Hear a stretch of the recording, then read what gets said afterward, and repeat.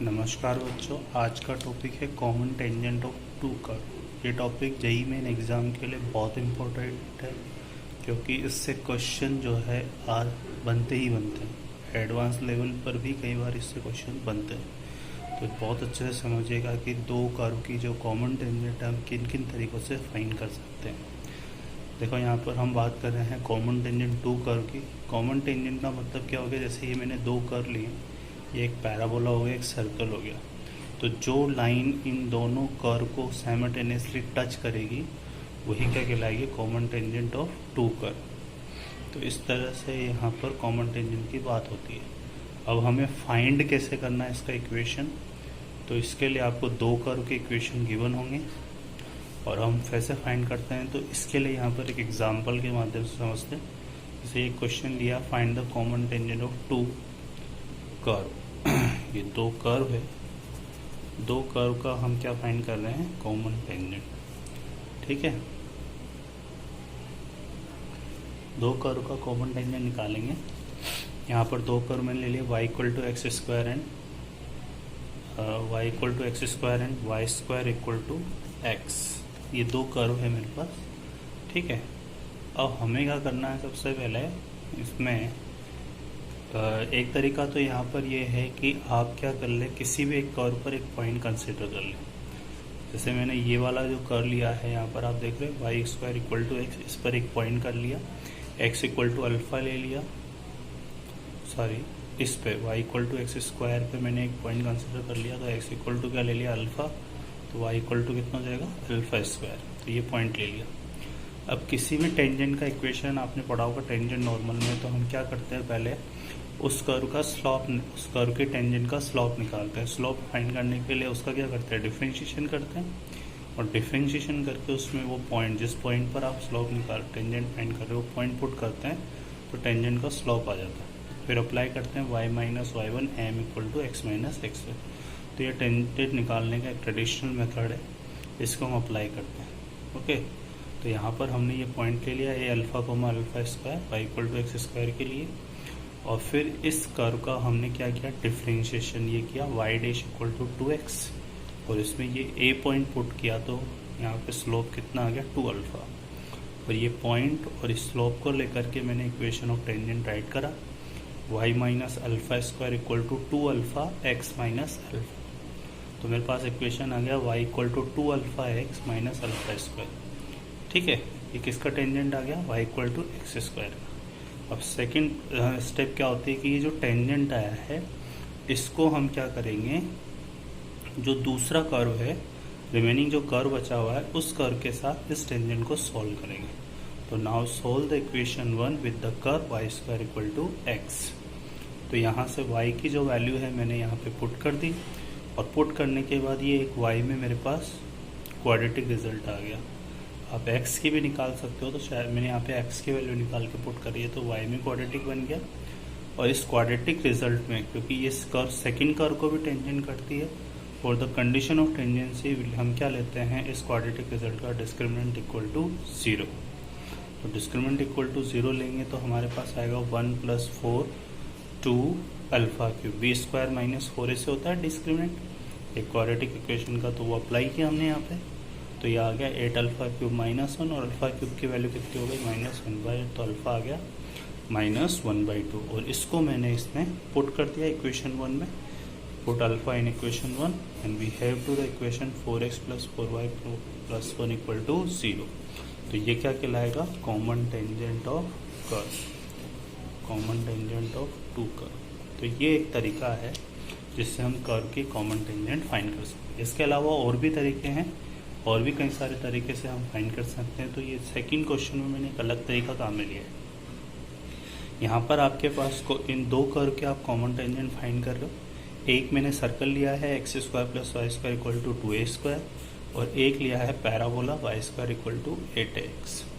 तो आपको करना क्या होता है, क्योंकि जब हम कोऑर्डिनेट पढ़ते हैं तो हर कर्व का स्लोप फॉर्म में टेंजेंट जरूर पढ़ते हैं। ठीक है, तो वो स्लोप फॉर्म में टेंजेंट्स आपको पता होना चाहिए, और जो कर्व इजीली जिसका आप लिख सके हो, जिसका स्लोप इक्वेशन, तो वो आप राइट कर लो। जैसे मैंने यहाँ पे क्या करा, equation of tangent of y square equal to 8x, इसका टेंजेंट मैंने राइट किया है Y square equal to 8x। तो हमने पढ़ा है Y square equal to 4x का टेंजेंट क्या होता है, y equal to m x plus a upon m. तो यहाँ 4 इक्वल टू आप लिखो तो यहाँ से क्या इतना आ जाएगा 2a/m।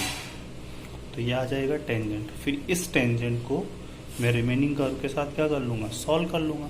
सिंपल सा कॉन्सेप्ट है। तो यहाँ पे या तो ये कर लेंगे या फिर ये भी हम कह सकते हैं कि ये जो टेंजेंट है ये किसका टेंजेंट है, ये सर्कल का भी टेंजेंट है। तो एक सर्कल के रिगार्डिंग क्या लगा देंगे, कंडीशन ऑफ टेंजेंसी। सर्कल में कंडीशन ऑफ टेंजेंसी क्या होती है, withdraw a perpendicular from centre, withdraw a perpendicular from centre to tangent is equal to radius. तो ये इसका सेंटर क्या था सर्कल का 0,0, उससे मैंने जो y equal to m x plus 2/m है उस पर हमने क्या ड्रॉ किया, परपेंडिकुलर। तो ये आ गया और इसको किसके इक्वल कर दिया, रेडियस। रेडियस कितनी सर्कल के, 2a। सोल्व कर लिया तो ये m में को मेरे को बाई क्वाड्रेटिक रिजल्ट मिला। इस बाई क्वाड्रेटिक रिजल्ट को सॉल्व करेंगे तो यहाँ पर m स्क्वायर प्लस 2 तो ऑलवेज पॉजिटिव है तो 0 होगा नहीं।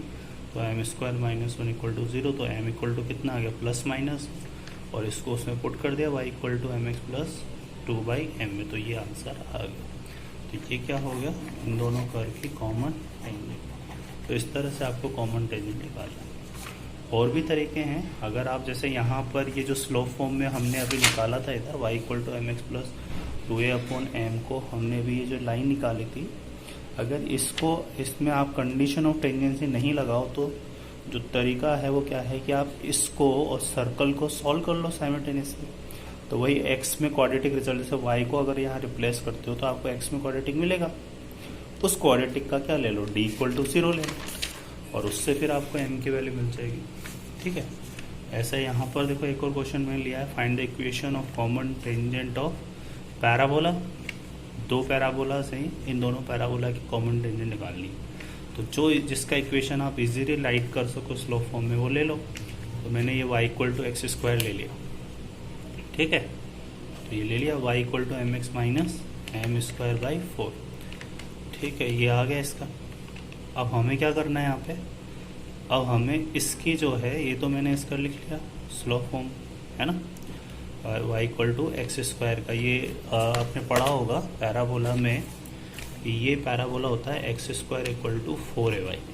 इसके टेंजेंट का इक्वेशन क्या होता है, y equal to m x minus a m square. ठीक है, तो a का वैल्यू 1/4 है, तो ये आ जाएगा y equal to m x minus m square by 4। अब इसकी जो अगर आप टेंजेंट लिखोगे तो अगर टेंजेंट इसके स्लोप फॉर्म में लिखते हो, कंपेयर कराते हो तो थोड़ा टफ पड़ता है। तो आप क्या करो, डायरेक्टली यहाँ से y को यहाँ पुट कर दो। तो ये मैंने पुट कर दिया y में और इस तरह से सोल्व कर लिया। तो ये क्या बन गया, ये क्वाड्रेटिक रिजल्ट बन गया। इस क्वाड्रेटिक रिजल्ट का क्या ले लिया मैंने, d इक्वल टू 0, और ये d इक्वल टू लिख लो तो m में मेरे पास क्वाड्रेटिक आ गया और इसको मैंने सोल्व करा तो मेरे पास स्लोप की वैल्यू आ गई m की 0 और 4। इसको इसमें पुट करना है, इसमें पुट कर दो तो आंसर आ जाएंगे y इक्वल टू 0। ये दोनों क्या है, कॉमन टेंजेंट है इन दोनों कर्व के। तो इस तरह से आप टू कर्व की टेंजेंट फाइंड कर सकते हो। ठीक है, एक और क्वेश्चन लेते हैं यहाँ पे, equation of common tangent y square equal to 8x and xy equal to minus. ये किसका इक्वेशन है, ये है रेक्टेंगुलर हाइपरबोला। तो भाई y square equal to 8x की इक्वेशन राइट करो स्लोप फॉर्म में, y equal to m x plus 2/m, और इसको मैंने किसके साथ सॉल्व कर लिया, सेकेंड रिमेनिंग कर्व के साथ। ये सॉल्व कर लिया मैंने, यहाँ पे +1 आएगा, ये +1। ठीक है, और ये m में क्वाड्रेटिक, ये आ गया x में क्वाड्रेटिक, इसका d ले लिया तो ये आ गया और ये m की वैल्यू आ गई। ठीक है, अब m की वैल्यू को कहाँ पुट करूँगा मैं, इस वाले इक्वेशन में, और यहाँ से मेरे को क्या मिल जाएगा, कॉमन टेंजेंट मिल जाएगा। ठीक है, और जो सेकंड मेथड है वो क्या है, वो मैंने जो स्टार्टिंग में आपको बताया था कि आप जो कर्व है किसी भी एक कर्व पर पॉइंट ले लो। तो मैंने xy इक्वल टू -1 पे पॉइंट ले लिया, 1,-1 सेटिस्फाई करेगा इसको। फिर वही इसका डिफ्रेंशिएशन कर लिया, पहले तो इसको लिख लिया y equal to -1/x, differentiation कर लिया, पॉइंट पुट कर दिया तो ये आ गया, ये स्लोप आ गई। ये स्लोप और इस पॉइंट को लेकर के मैंने ये टेंजेंट का इक्वेशन राइट कर लिया, ये आ गया। ठीक है, और ये क्या है, इस पैराबोला के भी टेंजेंट है। तो पैराबोला के लिए कंडीशन ऑफ टेंजेंसी क्या होती है, c equal to a/m, y square equal to 4x के लिए वही लगा दी मैंने यहाँ पे, तो a की वैल्यू आ गई। और एक ही वैल्यू को मैंने पुट कर दिया इक्वेशन 1 में, तो ये आ जाएगा y equal to x plus 2। तो इस तरह से आप दो कर्व के क्या फाइंड कर सकते हो, कॉमन टेंजेंट। तो एक कॉमन टेंजेंट फाइंड करने का तरीका है। अभी मैं आपको इसमें आगे कुछ क्वेश्चंस दूंगा, उनको भी आप सॉल्व करेंगे तो आपको यहाँ से बहुत अच्छे से समझ में आएगा। ठीक है, बहुत इंपॉर्टेंट टॉपिक है जेईई मेन एग्ज़ाम के लिए, जिसकी प्रैक्टिस आप ज़रूर करें। क्वेश्चन 100% बनता है। अगर आप इसमें ये भी कर सकते हो कि जो दो कर्व है उन दोनों का टेंजेंट अगर आपको स्लोप फॉर्म में बताया तो आप उन दोनों टेंजेंट को स्लोप फॉर्म में राइट कर लो, और उनका जो y इंटरसेप्ट है उसको कंपेयर करके m की वैल्यू फाइंड करके भी आप टेंजेंट का इक्वेशन निकाल सकते हैं। तो काफ़ी तरीके हैं और क्वेश्चन सॉल्व करना इजी है, बशर्ते आपको कोऑर्डिनेट की नॉलेज हो, टेंजेंट्स के इक्वेशन पता हो। ठीक है, ओके बच्चों।